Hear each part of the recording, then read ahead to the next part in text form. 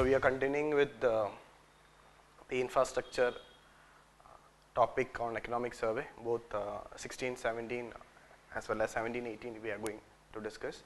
Okay, so we already discussed about the road sector, the important topics being discussed. Now in this video we will be discussing the railways as well as the aviation sector, civil aviation sector. Okay. Now regarding the railways, okay, regarding the railways, what survey says that railway in India is among one of the most important modes of transportation.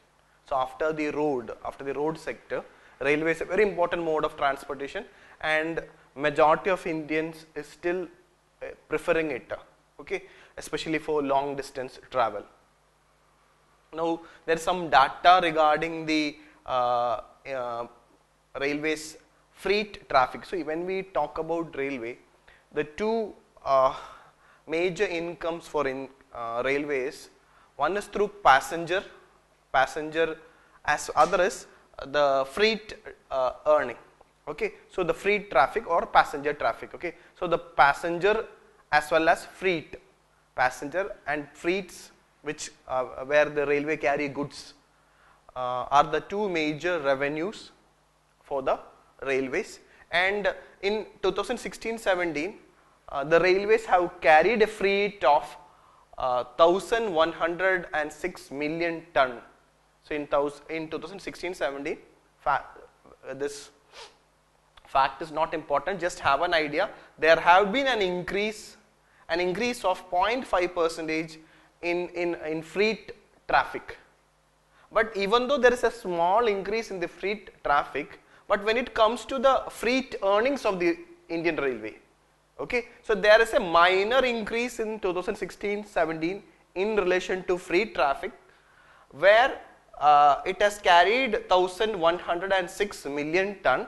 But when it comes to the freight earnings, it has a negative growth of 4.5%.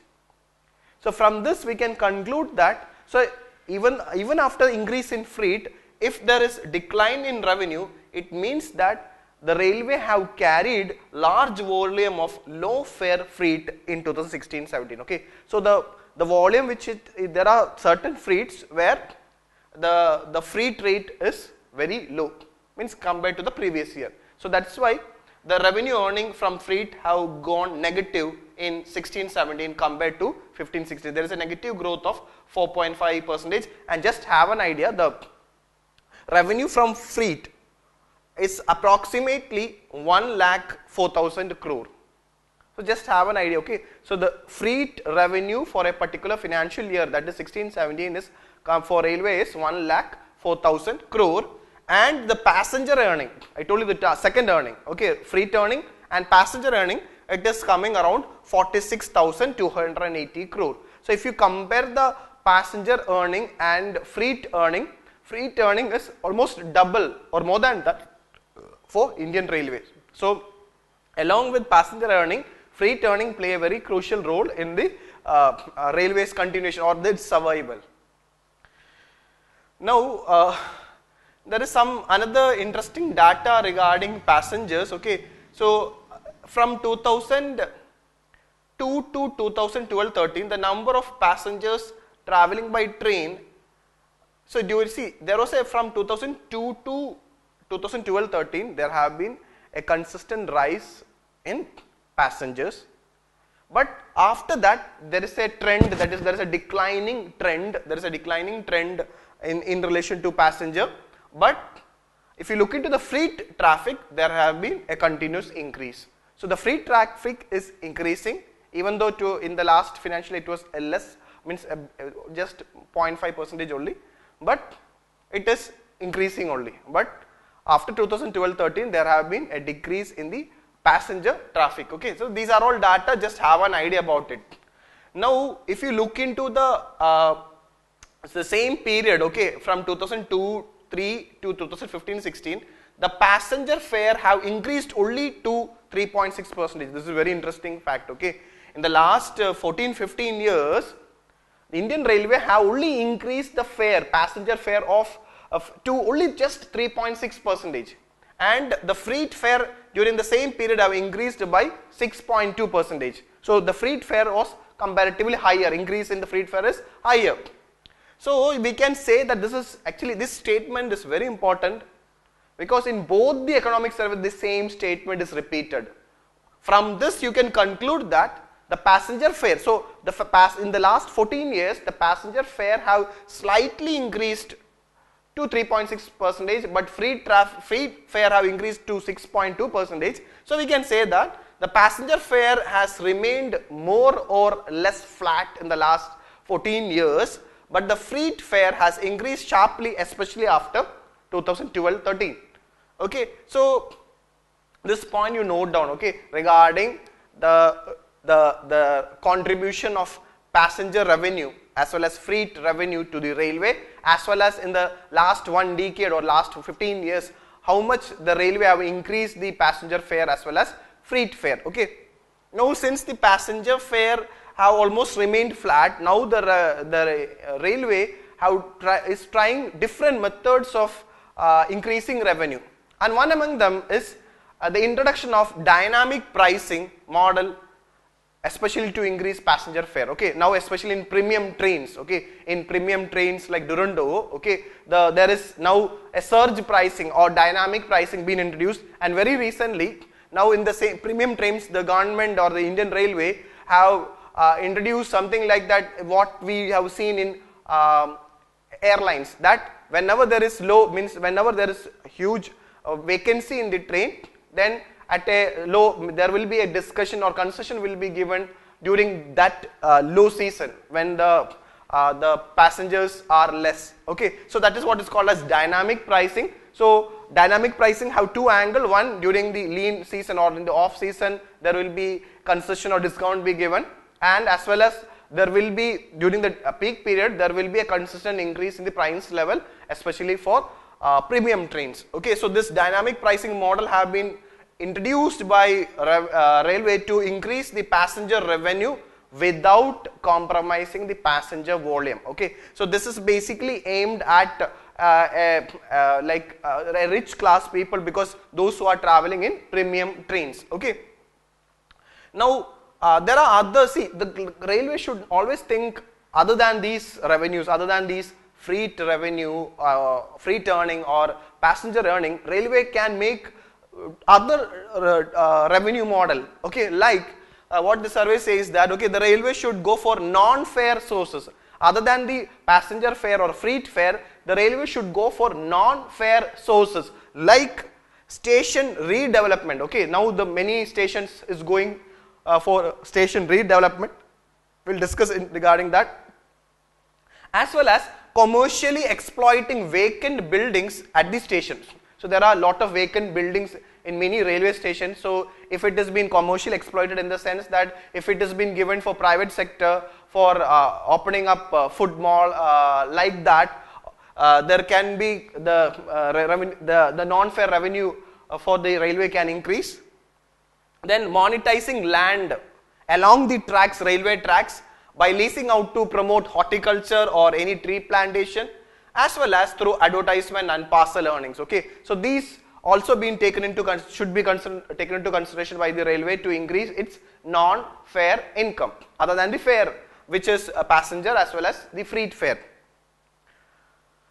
Now see, the Indian Railway, because of its high freight cost, you can see that there have been the share of Indian Railway in freight movement. The share of Indian Railway in freight movement has been declining over a period of time, mainly because of its non-competitive tariff structure. So the high tariff, especially by the railways, have resulted in most of the freight movement moving to road sector. Okay, so in order to address this problem of rail transaction, so in order to make rail transportation attractive, as well as to stop or arrest the declining trend of rail share, in 16-17, the year 2016-17, the government have taken various steps. These are the steps taken by the government during 2016-17. For example, the tariff have been rationalized by the government. There have been tariff rationalization.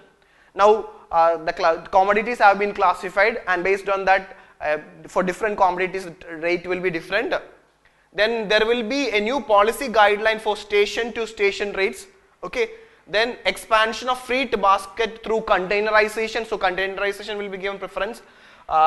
Withdrawal of dual freight policy for export of iron ore, which was non-competitive. Rationalization of coal tariff.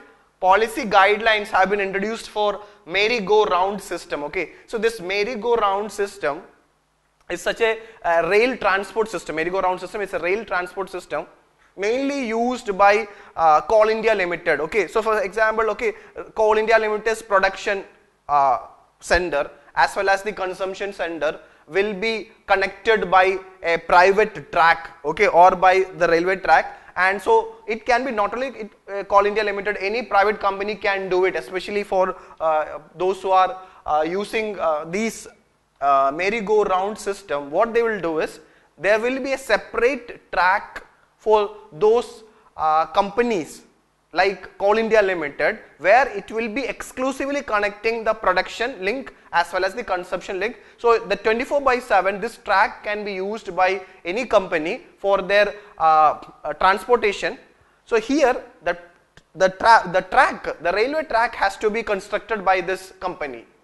Okay, and regarding the movement and the other required thing, railway will give to the private people or to the PSUs like Coal India Limited. So there have been in 1617 the government have given come up with a policy guideline on merry-go-round system. Okay, now there have been given a discount for loading of baggage consignment in open and flat wagons.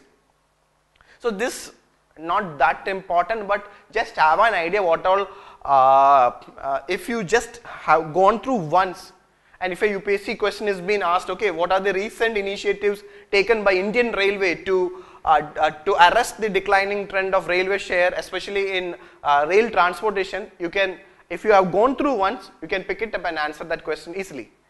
Then the new delivery model like roll-on, roll-off services, okay, then a reintroduction of short lead concession and reduction in minimum distance charge, digital payment for freight business, long-term tariff contract policy. This is very interesting. This is very important. Okay, the introduction of, there will be a long-term tariff contract. See, from the term itself, the tariff of railway, especially from a long-term point of view, there will be a contract in the sense that if the railway and the private player if it goes for a long-term tariff contract policy, it will bring tariff stability as well as attractive rebate in freight to the customers. Okay, so this is very important initiative taken by the Indian Railway. And then there is a liberalized automatic freight rebate scheme for traffic loaded in empty flow directions. Okay, so when the railway is going back in empty, okay, and if you are if the consignment is sent through that, there will be a freight rebate scheme is being introduced in 1617. Okay, so these are the initiatives taken by the railway. Also, what it says that, okay, since the railway is facing stiff competition from other modes of transportation, mainly road as well as aviation, airline, the government has initiated various transformative measures to keep railways on track. These measures are mainly on, if you look into it, okay, by going for dedicated freight corridor. It's very important, okay, initiative by railway. There will be a dedicated freight corridors. Okay, so that corridor will be used only for freight movement. Then introduction of high speed rail, high capacity rolling stock, last mile rail linkages, port connectivity. Okay, railway will be connected to the port, and attractive private and foreign direct investment has been, these are the measures being taken by the government, mainly railways. Okay, now in order to ensure a secure, safe and comfortable journey to passengers, as well as to attract more freight to be transported through rail, the government have taken a few more steps. These are like, the government have come up with a safety action plan to reduce rail accidents. Then the passenger reservation system have been computerized. Then we have this unreserved ticketing system, mainly done through a smart card based automatic ticket vending machines. Then fitment of bio toilets to improve cleanliness in Indian Railway. Electrification of the rail track. Okay, this is very important because it will make railway system more eco-friendly. And if you look into the data till April 2017, out 3000 route kilometers have been electrified. So that is coming around 45% of railway lines. So the railway line is route kilometer is something around 66,687 kilometer. Out of it, 30,000, that is 45% of route kilometers or the railway's total network have been electrified. And in 2016-17, 2013 route kilometer have been electrified, which is highest than the targeted 2000 route kilometers. Okay, so there have been an increase in electrification of railway network, which is an eco-friendly, which results in lower pollution. So these are the measures being taken by the railway, not only to improve its revenue, but as well as to decline or to arrest the trend of declining of railway share in transportation to other modes.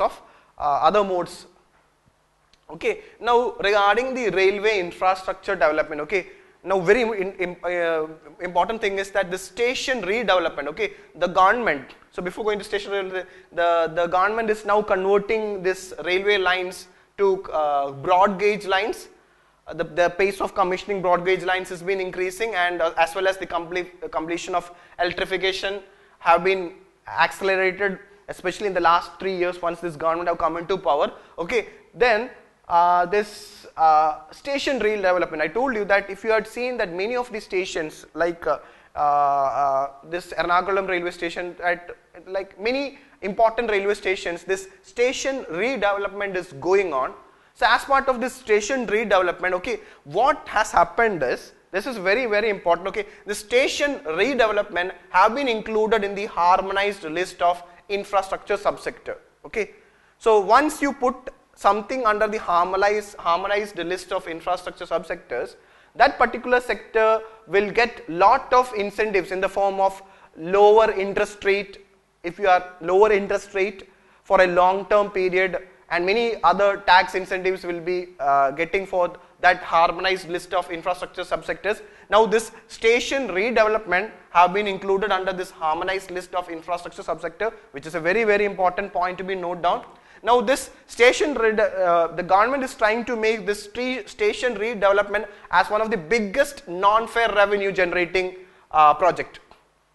So the Indian Railways biggest non-fare revenue generating project will now be station redevelopment, where the railway stations will be redeveloped and have been accorded harmonized list of infrastructure subsectors. It's a very, very important point. Okay, now basically this station redevelopment program is aimed at leveraging commercial development of railway sparable spaces in and around the station. Okay, so what all spaces are there which can be utilized commercially in and around the railway station is what is called as station redevelopment. Okay, so this station redevelopment will bring world-class amenities and services to passengers. So the station redevelopment has been undertaken through various modes, through zonal railways, Indian Railway Stations Development Corporation Limited, joint venture with Smart City Special Purpose Vehicles. Okay, so there are certain cities, this station redevelopment is being done through as a joint venture between the selected Smart City Special Purpose Vehicle and the Indian Railway. Then it will be taken care by Railway PSU and cooperation with state government. Okay, now this commercial development undertaken near the stations will now become the nerve center of the city and provide quality retail, commercial and hospitality development. Okay, so it is a linkage, a forward linkage. The benefit, the city or urban area will benefit with this station redevelopment. Okay, now this redeveloped stations, okay, you can see that many railway stations is having these facilities like providing amenities like digital signage, escalators or elevators, self-ticketing counters, executive lounges, luggage screening machines, walkways, holding areas for passengers, grand and distinctive roofing and flooring, free and paid Wi-Fi, etc. Now, recently, as part of this station redevelopment program, the Ministry of Railways as well as the Ministry of Housing and Urban Affairs, which implements the Smart City Mission, have gone for an MOU where there will be an integrated planning for station redevelopment projects in cities identified as smart cities. So, presently there have been 99 cities have been identified as smart cities. So, wherever this smart city project is being implemented, through this MOU between Ministry of Railways and Ministry of Housing and Urban Affairs, there will be an integrated planning for station redevelopment projects under the Smart City Mission. Okay. Now, presently 10 stations have been taken up under this MOU for redevelopment under this scheme jointly by Railway or Rail Land Development Authority and NBC India Limited. Now, regarding this metro rail system, okay, so this metro rail, this is a new trend. We are seeing it now. Many cities have already introduced metro rail system, or as well as now other few more cities are coming up with this metro rail. So, and in 2017, the government have come with a metro rail policy. So, you can expect a question on metro rail policy. We will be discussing. It has been covered in your economic survey. Now, this regarding this metro rail, it said that okay, higher capacity. It's a mass transit system. Okay, higher capacity rail based mass transit system, popularly called metro, are widely been or rapidly been accepted in the country as a solution to the problem of urban transportation. Okay, so metro is being considered as a solution for urban transportation, especially after the success of Delhi Metro. Many cities have implemented it. Okay, for example, so in metro project, the government of India, that is the central government, will be providing financial assistance to cities for improving public transport, mainly for this metro rail projects. So that there will be, wherever this metro rail projects is going on, there will be central assistance. Okay, so presently there are 425 kilometers of metro rail system operational in India. 425 kilometers is under the metro rail system is operational in India, especially in cities like major is contributed by Delhi, then Noida, Gurugram, Kolkata, Mumbai, Chennai, Bangalore, Hyderabad, Jaipur, Lucknow and Kochi. Okay. So, these are the present cities where metro rail is operational, and another about 684 kilometers are under construction in various cities. Okay. So, just have an idea which all cities presently in India is having metro rail system, and presently the operational kilometer is 425 kilometers. Now, regarding this metro rail policy 2017, okay, I told you this is very, very important. Okay, already economic survey have covered it. Economic survey have not covered in detail, but it is discussing few points. So, I have added 1 or 2 points since I feel that this metro rail policy is very important for your coming prelims. Okay, so just have an idea why this policy have come, since you know that this metro rail project is a highly capital intensive project. Okay, so because of its high capital intensity, it is difficult to fund metro rail projects by the government alone. So the government, the central government and state government alone can't finance metro rail projects because it's highly capital intensive. Okay, so because of this factor, okay, without the involvement of private participation or private sector, the viability of metro railway projects is very low. So because of that, this is one of the most important condition in the metro rail policy, that only if there is private participation, then only the central government will aid or give assistance for metro rail projects being implemented by different cities. Okay, so already why they are telling why the government alone can't implement this metro rail projects. It's because of the capital intensity, where presently the central and the state government don't have. So in this context, in order to create an ecosystem for proliferation of metro rail in the country, the government have notified Metro Rail Policy 2017. Under the policy, the learnings from international examples as well as the bridges, the much needed, see the international learning will bridge the much needed gap for enhancing the feasibility of metro rail projects for the economic, social as well as from the environmental perspective. Now, two very, very important points to be noted down under the metro rail policy is that metro rail projects will be approved and aided by the central government only if there is private participation. This is a very, very, very important. The central government will aid and approve a metro rail project only if that project is having private participation. It means that private funding is there. Secondly, now see, after this policy, the projects will get clearance. The project will get clearance from the central government on the basis of economic internal rate of return. If the metro's economic internal rate of return has to be 14%, then only the projects will get clearance.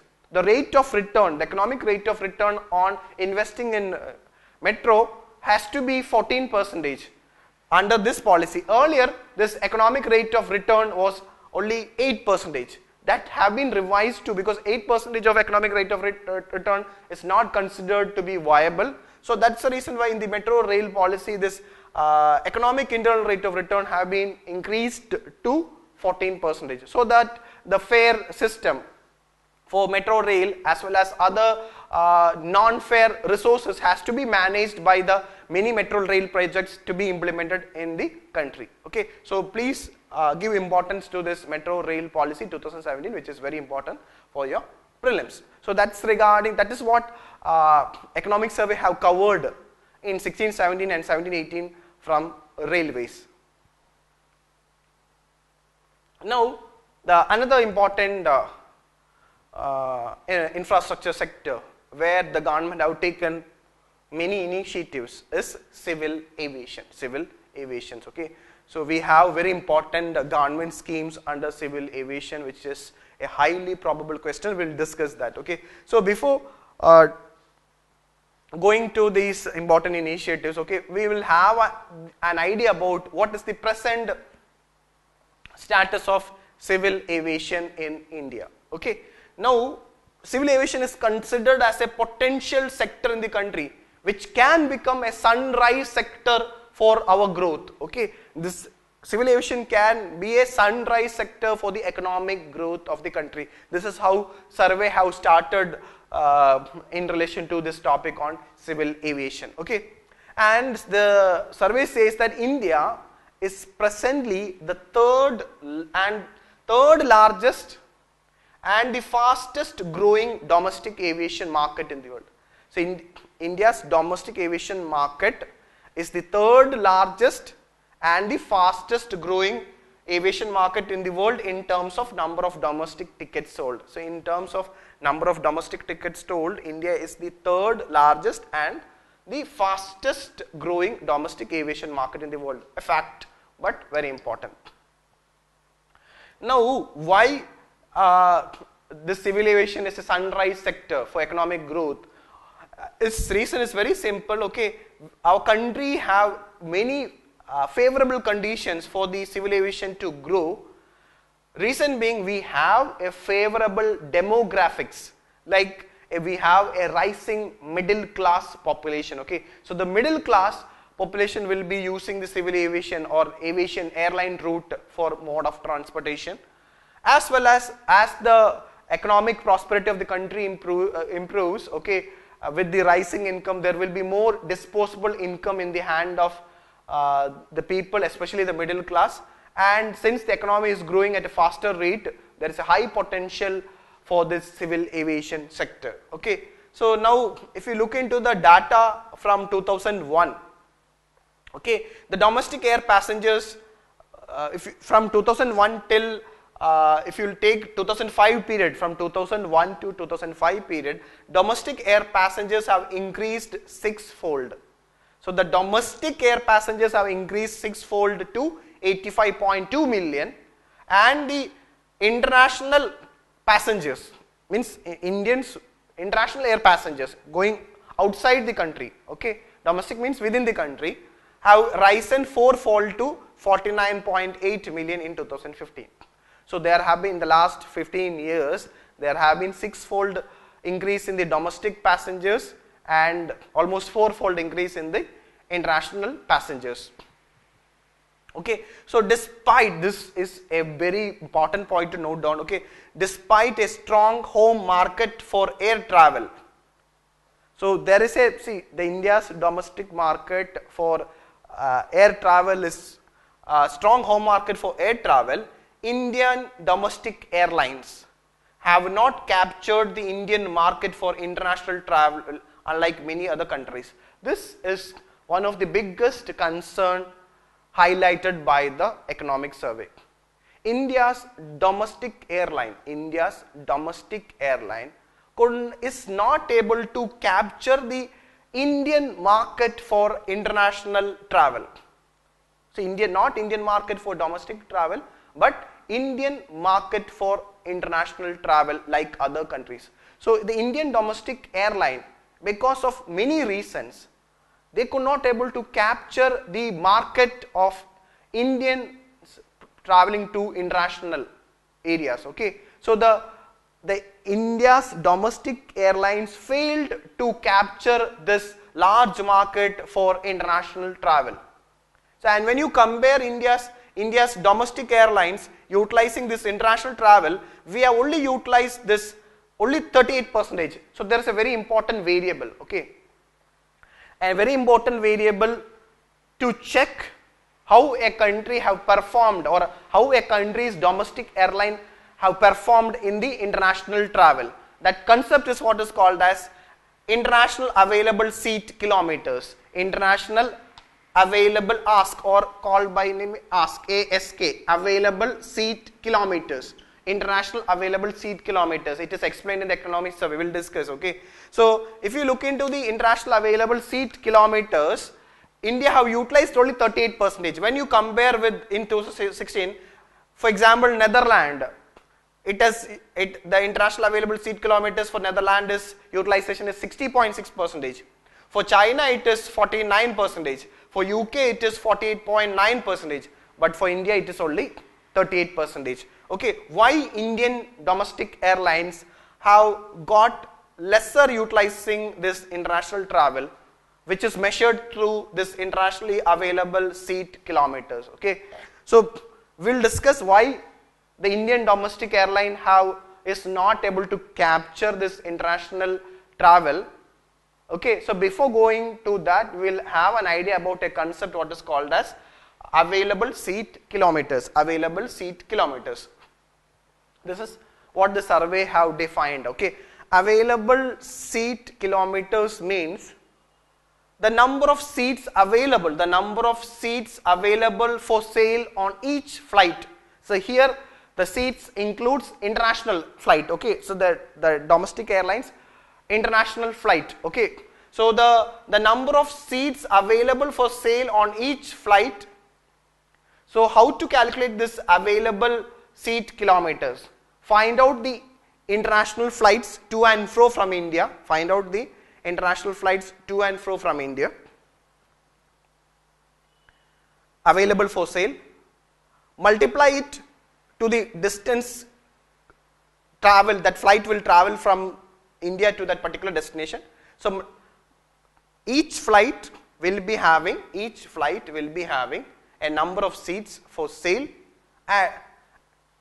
and what you need to do is that particular flights means multiply the number of seats to the distance traveled by that particular flight, then sum up all the international flights which is passing through India.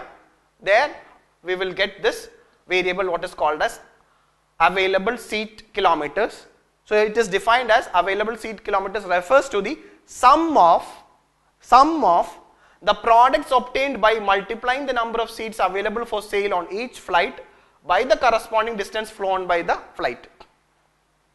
So in other words, this available seat kilometers will tell you Indian domestic airlines, so by looking into the, since the available seat kilometers is near to 36%, this shows that Indian domestic airlines have not been able to carry out import substitution in the case of international air travel services to and from India.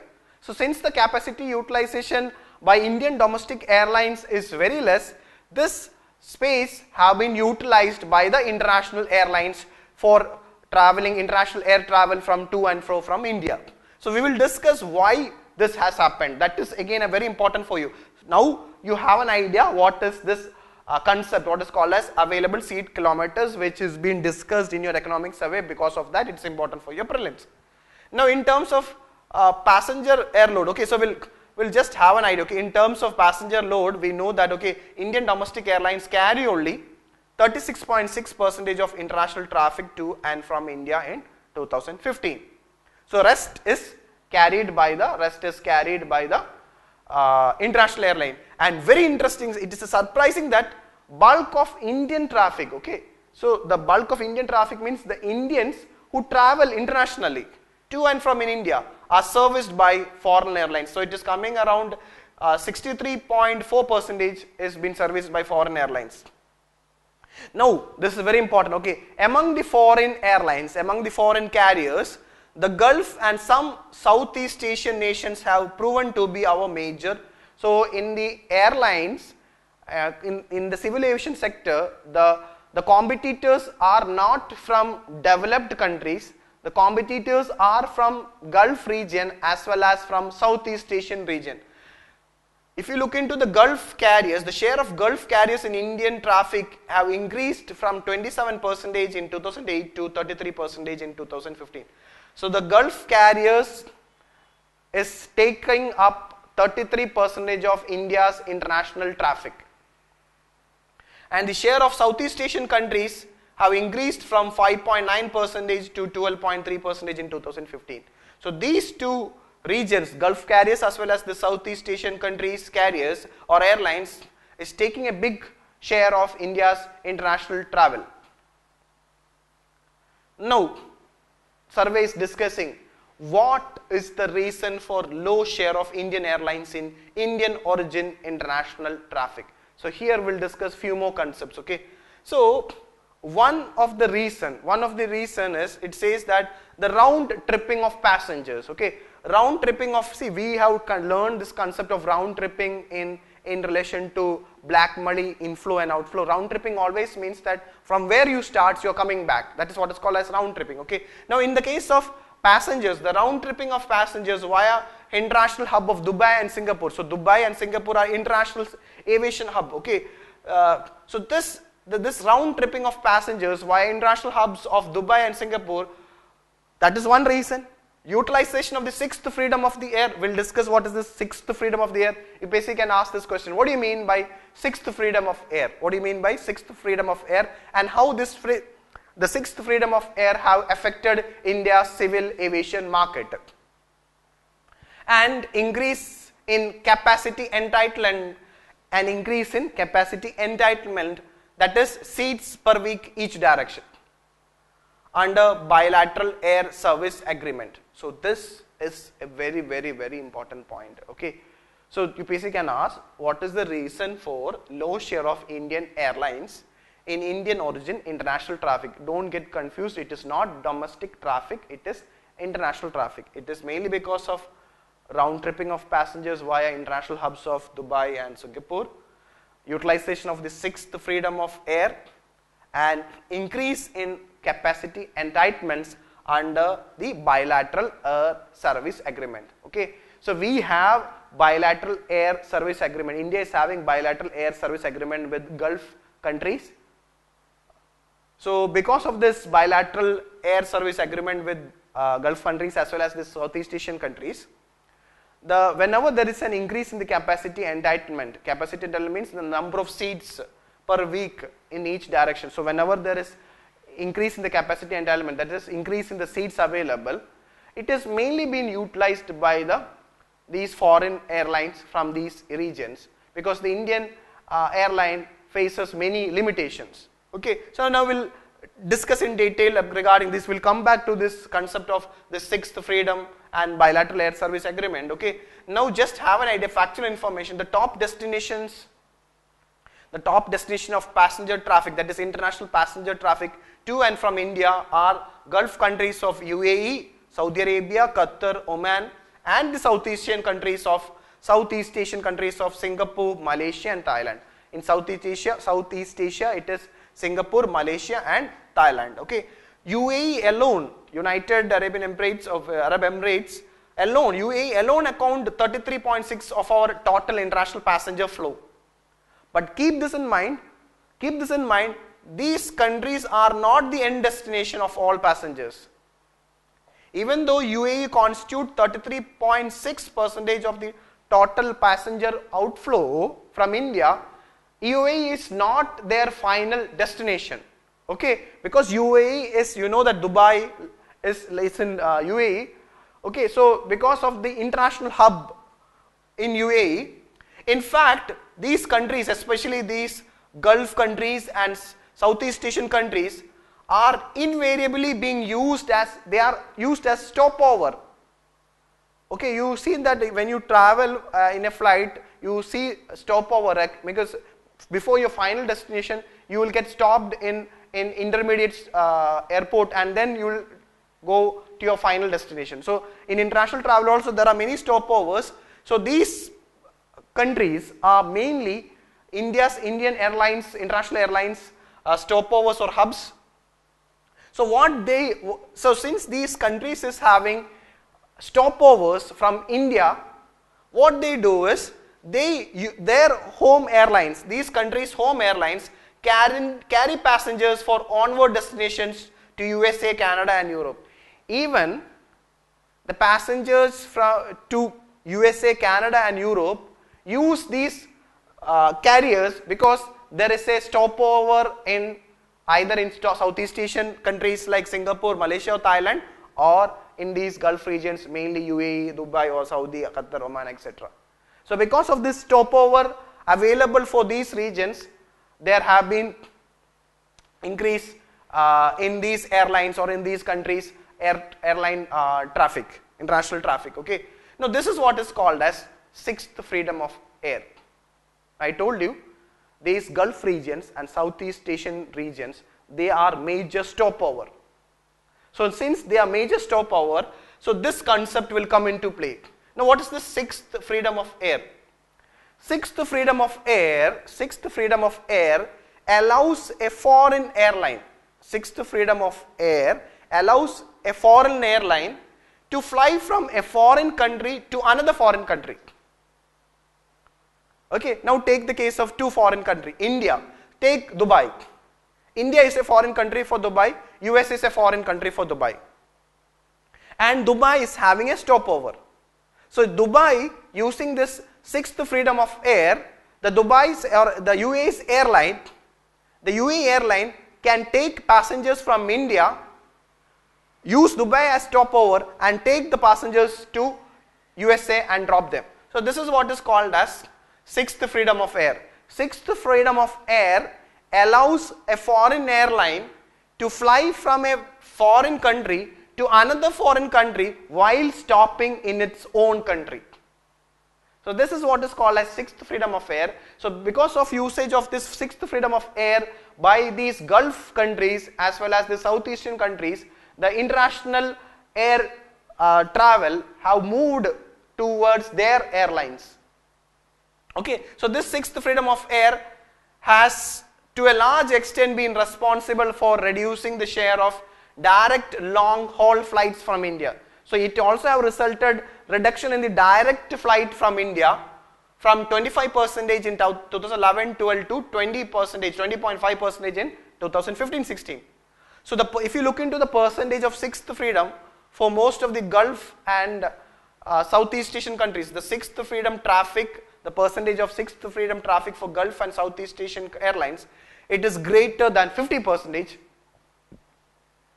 And for Qatar and UAE, the sixth freedom percentage is greater than 60%.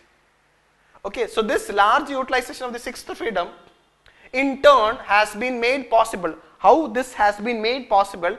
Mainly due to the expansion in the capacity entitlement. Capacity entitlement means increase, expansion in capacity entitlement means increase in the seats available in that particular destinations under the bilateral air service agreement. So under our bilateral air service agreement between India and Gulf region as well as in the South Asian region, whenever there is an increase in the capacity entitlement, Indian airline can't use it, their respective airline is using it. That's why their sixth freedom air traffic have increased. So this air service agreement between two nations which negotiate the right of the home and the foreign country airlines to fly passengers between them. So this survey is explaining what do you mean by air service agreement.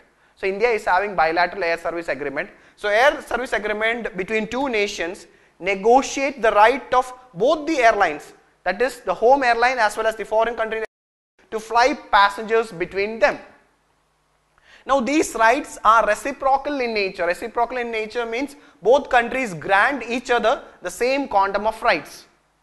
So unfortunately this bilateral air service agreements India have signed mainly with the Gulf region have favored the Gulf airlines. That's why the sixth freedom air traffic for Qatar and UAE have crossed, even been higher than, greater than 60%.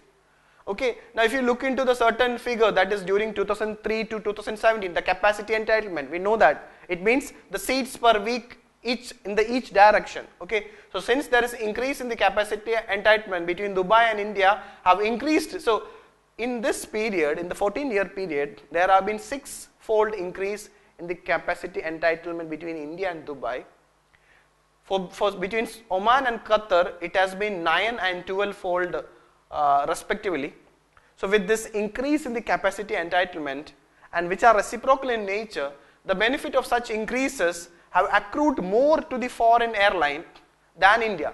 This is because India's utilization of these rights, Indian domestic airlines utilization of these rights is lower than the foreign airlines.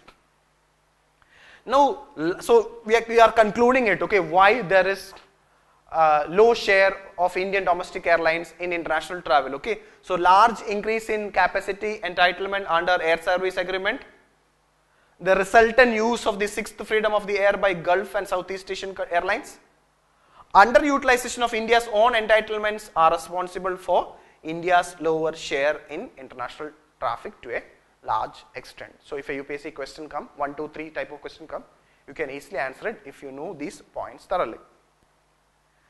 Now if you look into this figure, okay, this is showing the percentage of sixth freedom passengers carried by foreign airlines to and from India in the year 2015-16. Okay, now very important point you note down. Okay, the airlines of UAE, it has been given. Okay, this is very important. Okay, UPSC, even though it is a fact mentioned in the economic survey, be very clear what all airlines are there for UAE. The UAE's major airlines are Air Arabia, Emirates, Etihad Airways and Fly Dubai.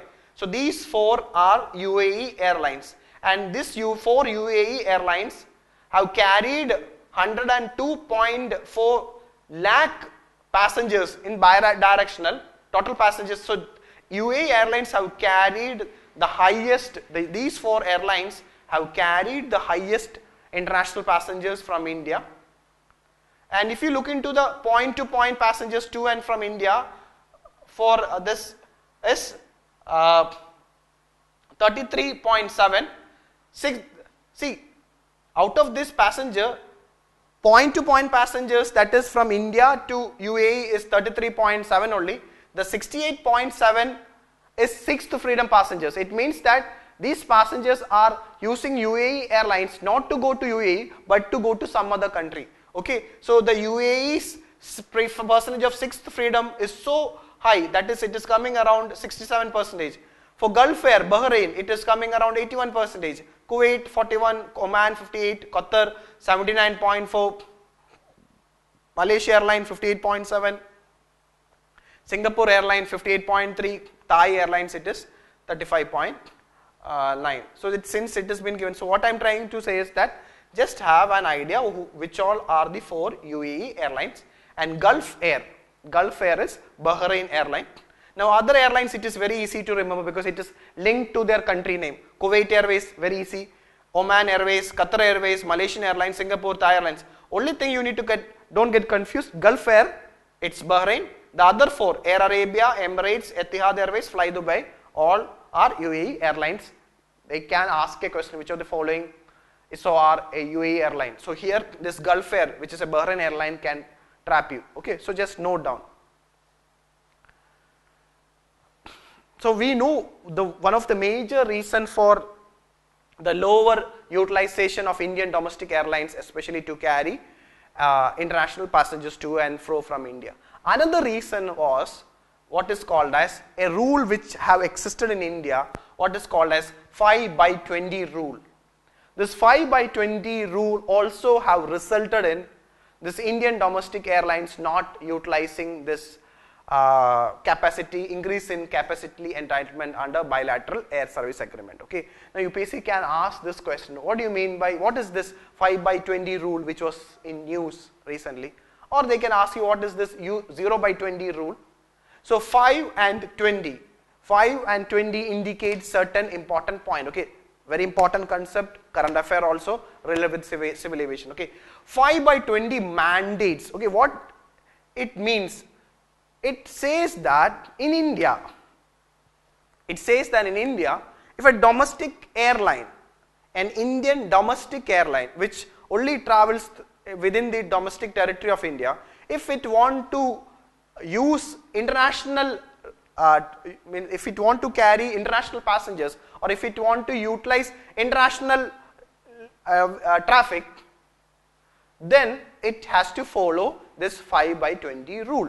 5/20 rule says a particular airline, domestic airline, should have 5 years of experience. 5 means an airline to carry out international operations, it need to have 5 years of domestic flying operations. So an airline should have 5 years of domestic experience, domestic flight operation experience. That is the meaning of 5. Means and domestic airline, if it want to use international traffic, it should have 5-year domestic operations experience. Now what is this 20? 20 means this domestic airline should deploy 20 aircraft, or 20 means this domestic airline should have 20 aircraft or 20% of the total fleet of aircraft, whichever is higher. So minimum, so if you can, then you can say that minimum 20 fleet, 20 aircraft. A domestic airline should have minimum 20 aircraft and 5 years of experience if it can use international, if it want to carry out international operations, it require 5 years of domestic experience, and it should have either 20 aircrafts or 20% of its total aircraft fleet, whichever is higher, then only it can carry out international operation. That is what is called as 5/20 rule. Now, because of this 5/20 rule, only 3 private airlines is able to use, or it's able to go for international operations or able to fly abroad. They are, other than Air India, which is not a private airline, which is a government owned, Jet Airways, SpiceJet and Indigo. So Jet Airways, SpiceJet and Indigo, which have qualified this 5/20 rule, is using the international operations, is now presently having international operations. But because of huge pressure from the aviation industry in 2016, the Indian government have relaxed this rule to 0/20. So 0/20 means now this 5 years of domestic experience is not required to fly abroad or to start international operations. Rather, it says that a domestic airline now should have either 20 aircrafts or 20% of its total aircraft, whichever is higher. Then it can start international operations. So this was changed, this rule have been changed in 2016. 5/20 rule is now changed to 0/20 rule. Now, because it's expected that with this change in the 5/20 rule, it is expected that there will more private players will now take advantage of this relaxation and start international flying operation, thereby contributing to increasing the share of domestic airlines in international operations to and from India.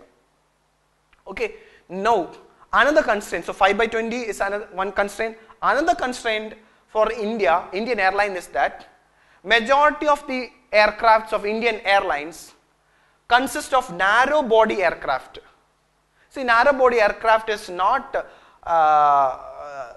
wide body aircraft. So there are narrow body aircraft is there, wide body aircraft is there. See, for international long haul flights, international long flights, wide body aircraft is preferred. Okay, so if you see the in India, with the exception of Jet Airways and Air India, Jet Airways and Air India is having wide body aircraft. With the exception of Jet Airways and Air India, which have 22 and 44 wide body aircrafts respectively, all other Indian carriers are having narrow body fleet, narrow body aircraft. This is another constraints for domestic airlines to start international operations, because if you want to take long distance international travel, you need to have wide body aircraft, okay, not narrow body aircraft. So with the exception of Jet Airways and Air India, all of the Indian airlines is having narrow body aircraft. So that also have to be addressed to get this international, to increase the share of Indian domestic airlines in international space, okay, or international traffic. Now, what are the policy prescriptions taken by the government to address this problem? Okay, so first is that the government should privatize Air India.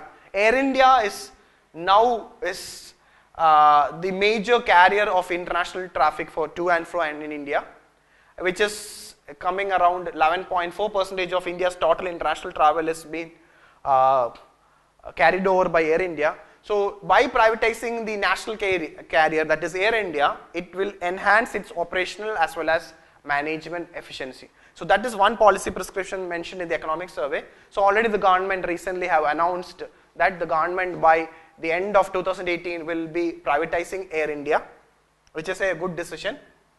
And again, the government have to reconsider the 0/20 rule also. So 0/20 rule says that, okay, you need to have minimum 20 aircrafts to start international operations for private airlines. That need to be changed. Then only we can increase the traffic by domestic airlines in internationally. So if the government can do like this, if the government is giving a waiver for 0/20 rule, then in return the private airlines should be mandated to fly to this underserved airports in tier 2 and tier 3 cities in order to have greater regional connectivity. So already we have a scheme, very important scheme called as UDAN, a regional connectivity scheme, which will connect this underserved airports in the tier 2 and tier 3 cities. Okay, so if an private airline is committing under the regional connectivity scheme, then the government should consider this relaxation for the 0/20 rule for those private airlines. So these are suggested by the economic survey. Also, the government may consider identifying major cities as aviation hubs. Okay, we already know that Dubai and Singapore are aviation hub. So that's why those regions have taken up the 6th freedom of air and taken the many international travel from India. So if India identifies certain major cities as aviation hubs, and India can do so because India is advantageously placed in terms of geographical location. How Dubai and Singapore is geographically significant, India is also in a very important geographical advantages there. So identifying certain cities and making it as a hub can bring back or can increase the share of international air passengers for domestic airlines. So these are the policy prescriptions given in the economic survey. Now, economic survey have mentioned about a very important government scheme, and I strongly believe this year for your prelims, you can expect a question on regional connectivity scheme, or called by the name UDAN. UDAN means Ude Desh Ka Aam Nagrik. Okay. So from the term itself, so if you know that Ude Desh Ka Aam Nagrik, from the term itself, you will be able to understand the intention behind this scheme. Okay. So this UDAN scheme, which is a regional connectivity scheme connecting the regional cities, okay, especially tier 2 and tier 3 cities, a key element. So UDAN is a key element of National Civil Aviation Policy 2016, and it is an innovative, so UDAN is an innovative regional connectivity scheme. How it is innovative we'll discuss. To supplement air traffic growth in regional aviation through a market based mechanism. So it is a UDAN is a market based innovative regional connectivity scheme. It is a government initiative mainly to make air travel. So the government want to make air travel to India's tier 2 and tier 3 cities affordable to the common man or to the Aam Aadmi. So this scheme want to ensure that the air travel to India's tier 2 and tier 3 cities are affordable to the common man. So this is the most important objective of UDAN scheme. So under this scheme, what the scheme says that under this scheme, a certain percentage of seats will be having a fixed rate. That is, an affordable rates will be fixed, and the rate is decided like this under UDAN. There will be a certain percentage of seats at affordable passenger fare of rupees 2,500 for an hour long flight. So under the regional connectivity scheme, certain percentage of seats or few seats will be having a fixed fare, and that fare is for 1 hour, it will be rupees 2,500 for airline.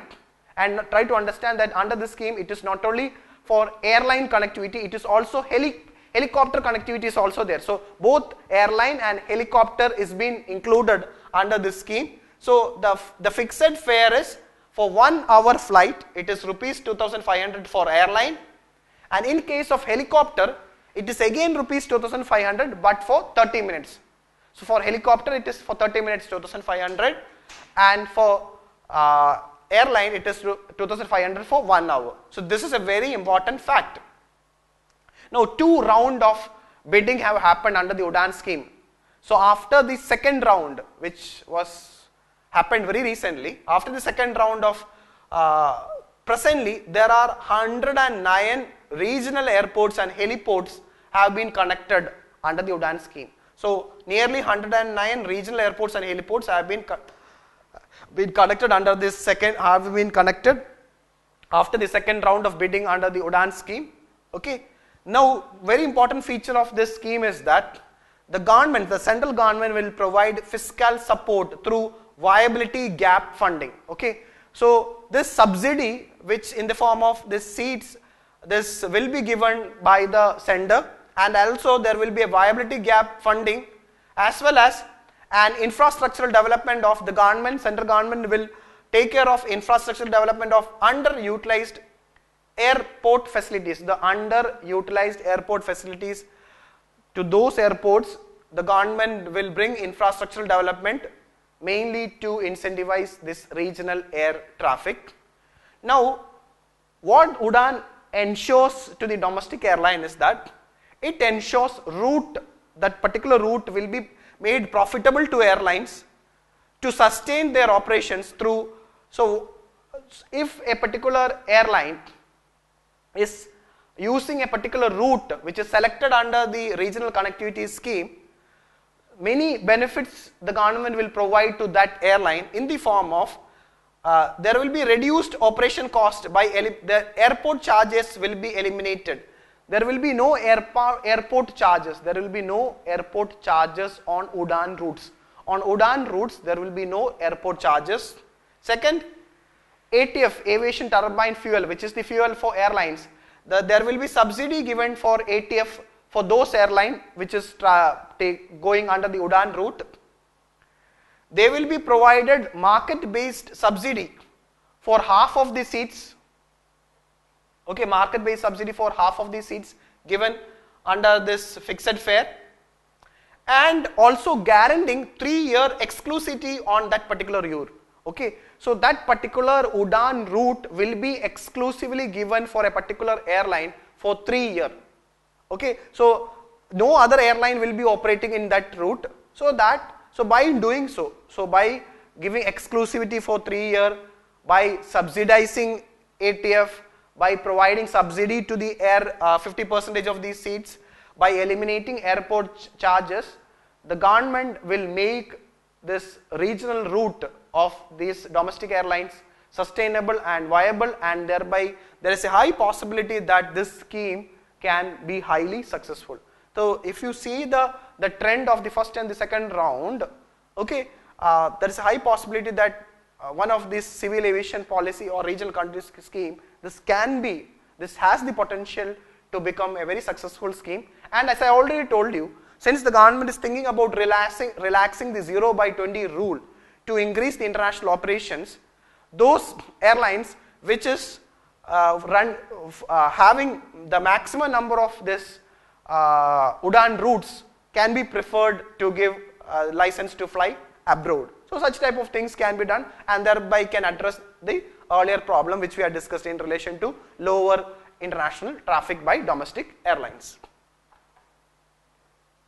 Now recently the government have, in order to improve aviation, many greenfield airports have been, especially the government have in principle approved 18 greenfield airports in the country, which include in Goa, airport called Mopa in Goa, in Maharashtra, Navi Mumbai, Shirdi and Sindhuburg, Bijapur, Gulbarga, Hassan and Shimoga in Karnataka, Kannur in Kerala, Durgapur in West Bengal, Dabra in Madhya Pradesh, Pakyong in Sikkim, Karaikal in Puducherry, Kushinagar in Uttar Pradesh, Dholara in Gujarat, and in Andhra Pradesh, Dagaddartri, Mendal, Bogapuram and Orava Kalu in Andhra Pradesh. So these are the 18 greenfield airports which the center have given in principle approval.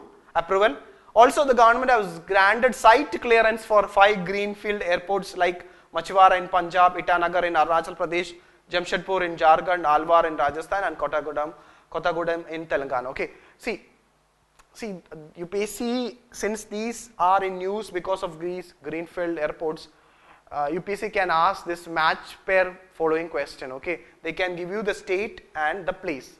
So as a geography student, you will be very clear where these places are located in that respective state, and if a pair question comes, you can easily answer it.